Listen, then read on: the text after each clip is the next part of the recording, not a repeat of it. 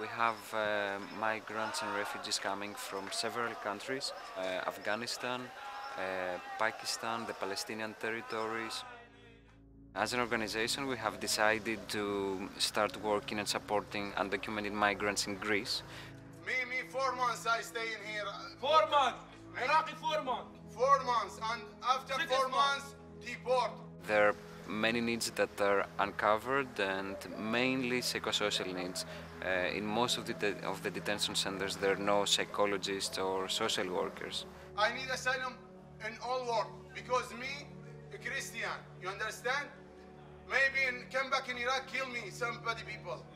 We are treating migrants that have come in little boats to one of the Greek islands or have passed the Turkish-Greek border in the north of the country. They're looking to have someone acknowledge that they're here and that they have needs and that they're human. That's the first thing, and that they want human contact as opposed to being treated as prisoners or, as they say, animals. All people here, he need life, he need freedom. They basically want a good future for their children, which they don't see in their own country. I come from Afghanistan to Pakistan. From Pakistan, I speak to one smuggler. The smuggler says, "I'll take you to one safe country." With daytimes we sleeping, and the nighttime we walk by foot, and many hours every night, like 5-6 hours work. It can happen that some of the members of the group they're traveling with die during their journey. And other people, they live in the border between Iran and Turkey. They're from there, get the migrant and they keep it there, and they say, "Give me a number from any country, So when they give the number, and after call this family, says put that much money from any country you have put in this account, their bank. Like this happening with everybody there. And if he don't have money, if he don't put it, they cut fingers, they cut his nose, they cut his hair. When these people arrive in Greece, they usually, most of the times, they're arrested and they're kept in detention centers for a period that, according to the law, might be up to 6 months. Wallah problem, here problem. Wallah problem, wallah.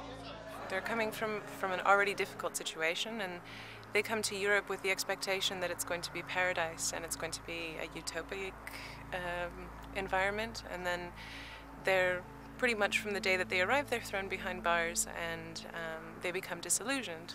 There's in one rooms they put about 80-85 people, and in one bathroom and one there for showers, and it's for the, maybe I don't know, maybe for the 5 months, 6 months maybe they didn't wash the blanket, didn't change his clothes, and change the pillow and to lie and everything.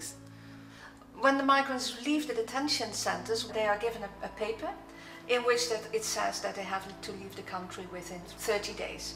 They don't care about where you're going, where you're sleeping, where you're eating, what you want to do for you, medicines, for clothes, for everything. They don't care about it and give the paper for 1 month and say you go then. Most of them stay in Athens. There is nothing for them. There is no housing, there is no work.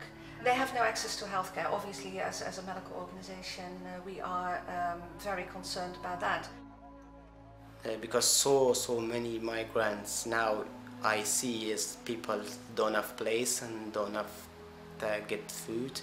Many people sleep in the streets, sleep in the park. My mother immigrated from Greece to Canada, my father from Germany to Canada, and I decided to come back.